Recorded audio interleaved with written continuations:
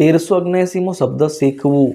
શેકવું ને અંગ્રેજીમાં શું કહીશું? તો શેકવું ને અંગ્રેજીમાં કહીશું to back. TO2BAKE to back મતલબ કે શેકવું. 1380મો શબ્દ શોખ. શોખને અંગ્રેજીમાં શું કહેવાય? તો શોખને અંગ્રેજીમાં કહીશું હોબી. HOBBY હોબી મતલબ કે શોખ. 1381મો શબ્દ શ્વાસ. શ્વાસને અંગ્રેજીમાં શું કહીશું? તો શ્વાસને અંગ્રેજીમાં કહીશું બ્રીથ. BREATH બ્રીથ મતલબ કે શ્વાસ. 1382મો શબ્દ સફરજન. સફરજનને અંગ્રેજીમાં શું કહેવાય? તો સફરજનને અંગ્રેજીમાં કહીશું એપલ. APPLE એપલ મતલબ કે સફરજન. 1383મો શબ્દ સભ્ય.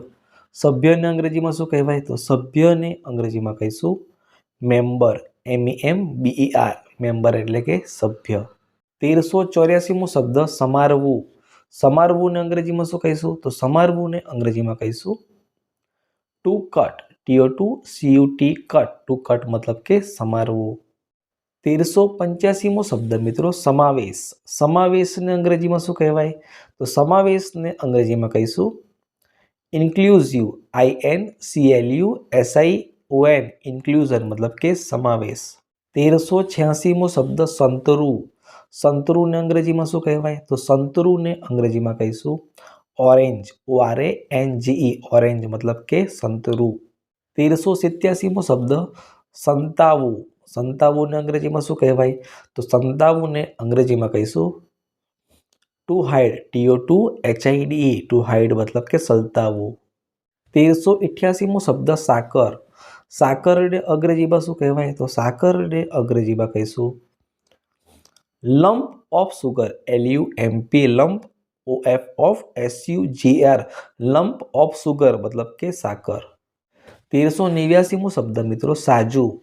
સાજુને અંગ્રેજીમાં શું કહેવાય? તો સાજુને અંગ્રેજીમાં કહીશું વેલ. WELL વેલ મતલબ કે સાજુ. 1390મો શબ્દ સામગ્રી.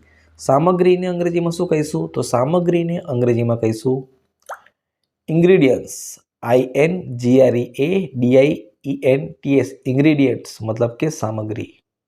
1391મો શબ્દ મિત્રો સારવાર. સારવારને અંગ્રેજીમાં શું કહેવાય?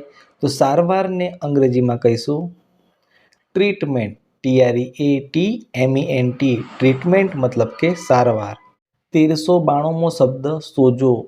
સોજોને અંગ્રેજીમાં શું કહીશું? તો સોજોને અંગ્રેજીમાં કહીશું સ્વેલિંગ. SWELLING સ્વેલિંગ મતલબ કે સોજો.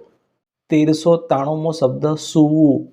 સૂવુંને અંગ્રેજીમાં શું કહેવાય? તો સૂવુંને અંગ્રેજીમાં કહીશું to sleep. TO2SLEEP to sleep મતલબ કે સૂવું.